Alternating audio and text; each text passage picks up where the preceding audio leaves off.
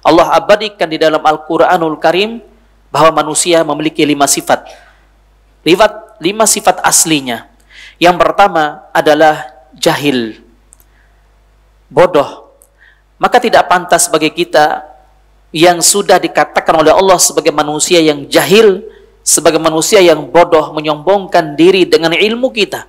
Apalah ilmu kita dibandingkan Allah Tabaraka Ta'ala? Apalah ilmu yang kita miliki dibandingkan ilmunya Allah Subhanahu wa Ta'ala? Ilmunya yang Allah Subhanahu wa Ta'ala berikan kepada kita diibaratkan seperti seorang yang memasukkan dan mencelupkan jari telunjuknya ke dalam air laut. Lalu dia mengangkat jari telunjuknya, lalu dia melihat ada tetesan yang jatuh dari jari telunjuknya ke air laut tersebut, maka ketahuilah yang satu tetes itulah ilmunya yang dimiliki oleh manusia. Tapi yang banyak itu ilmu Allah Subhanahu wa Ta'ala. Allah sebutkan di dalam surah Al-Ahzab ayat 72, "Inna 'aradna al-amanata 'ala as-samawati wal ard wal jibal fa'abaina yahmilnaha wa ashfaqna minha wa hamalaha al-insan innahu kana zaluman jahula." Sesungguhnya kami telah memberikan amanah kepada langit dan bumi serta gunung-gunung. Langit, bumi dan gunung-gunung telah diberikan amanah oleh Allah Subhanahu wa Ta'ala. Fa'abaina yahmilnaha, namun semua itu mengabaikan, menolak amanah yang diberikan oleh Allah Subhanahu wa Ta'ala kepada mereka. Kemudian wa hamalahal insan, namun amanah yang diberikan oleh Allah Subhanahu wa Ta'ala itu dipikul oleh manusia, diterima oleh manusia. Kemudian kata Allah sebutkan sifat manusia, innahu kana zaluman jahula. Sesungguhnya manusia itu amat zalim dan bodoh. Amat zalim dan bodoh. Ini sifat asli manusia yang pertama dan kedua, itu adalah jahil dan bodoh, atau bodoh dan jahil dan zalim. Ya. Atau zalim dan jahil. Nah, kemudian yang ketiga, sifat dasarnya manusia yang dimiliki oleh manusia adalah dhaif, lemah.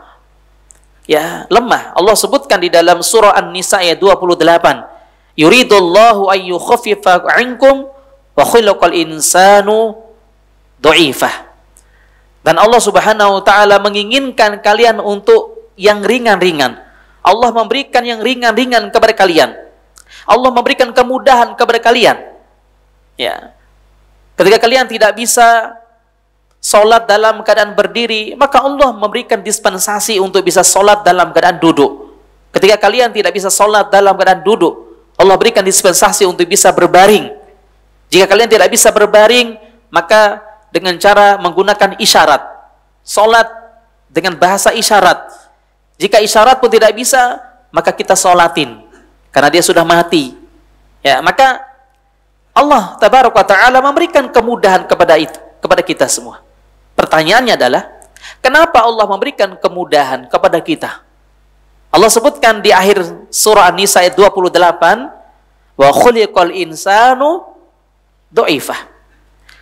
Sebab Allah memberikan kemudahan kepada manusia itu karena memiliki dhaifah, memiliki sifat apa? Lemah. An-Nisa ayat 28, ya. Memiliki sifat lemah.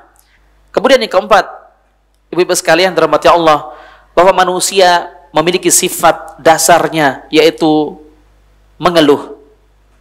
Sifat asli manusia adalah mengeluh. Allah sebutkan di dalam surah Al-Ma'arij ayat 19 sampai 21. Surah Al-Ma'arij ayat 19 sampai 21.